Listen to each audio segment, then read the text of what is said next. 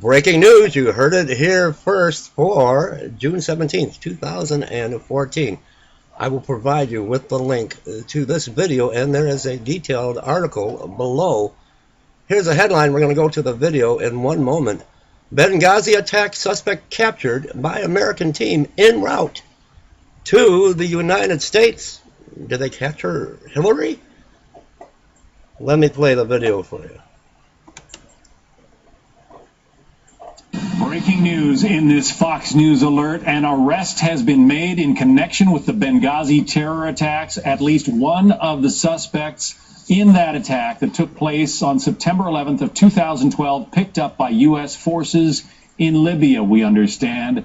Ed Henry is working on that story from the White House, has some more information for us. Ed. John, that's right. This story breaking just now that one suspect is in U.S. custody in the Benghazi terror attacks from September of 2012. I'm told by a senior U.S. official that this suspect was apprehended by U.S. officials Sunday near Benghazi, and that this suspect is currently being held inside Libya by U.S. officials, but will be heading back to the U.S. soon to face prosecution here in the United States. Multiple sources familiar with the operation tell Fox's Justin Fischler, a Pentagon producer, that the suspect was captured as part of a joint U.S. military and law enforcement operation. As I said, will now face prosecution in the U.S. The name of the suspect is Ahmed Abu Khattala. Significant because in August of 2013, remember, the Justice Department filed a sealed criminal indictment in the Benghazi terror attack. At that time, the indictment charged several individuals, not just one,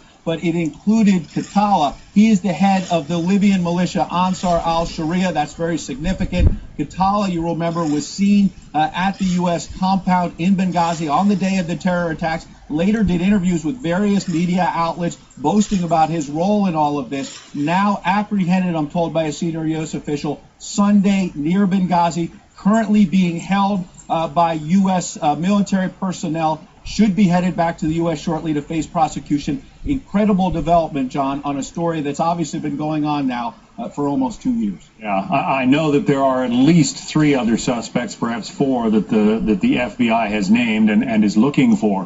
Where does he go from here? Has any decision been made about that? I mean, obviously, this administration is keen to close Guantanamo Bay. The likelihood is that he would be brought to the U.S.? That's going to be the question, and that is undoubtedly one of the reasons why I'm told by a senior U.S. official that this suspect is currently still being held in Libya. So what are we going to do? Bring him here, feed him, and house him for 5 years, and then release him?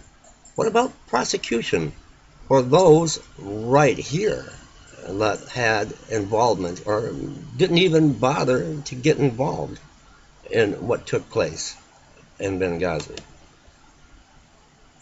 Are they going to bring him to Guantanamo? Are they going to bring him to a U.S. facility, a U.S. military base? These are obviously important decisions to be made. The kinds of decisions they were deciding, were going to be deciding over Osama bin Laden, but of course he was killed in that operation with U.S. Special Forces, so they didn't have to make the decision in terms of where to try him, where to deal with all of that. This is a much different situation, and as you say, they've got one suspect in custody, we're told by senior U.S. officials, but they're still looking for more. Obviously, this president has been under great political pressure. Republicans have that special committee in the House investigating exactly what happened with the Benghazi terror attacks, investigating the aftermath, whether or not there was a cover-up. There have been a lot of charges back and forth about all of this, but a very important development now for this president, for the U.S. military, to actually get at least one of the suspects in this terror attack that killed 4 Americans September 11th. There are many suspects involved.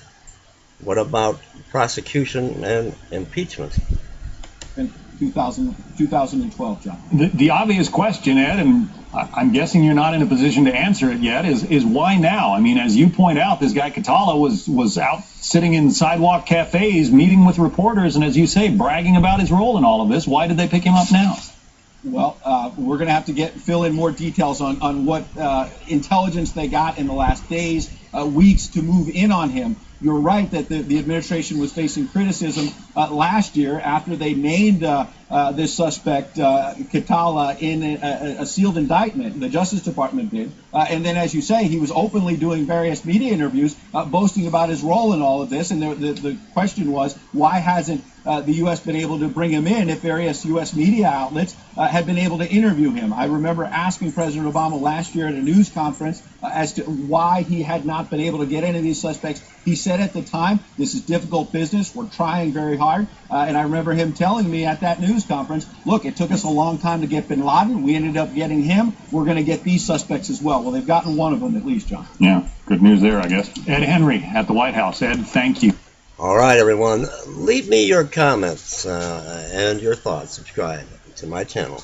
Breaking story: Benghazi attack suspect captured by American team en route to the United States. Leave me a comment.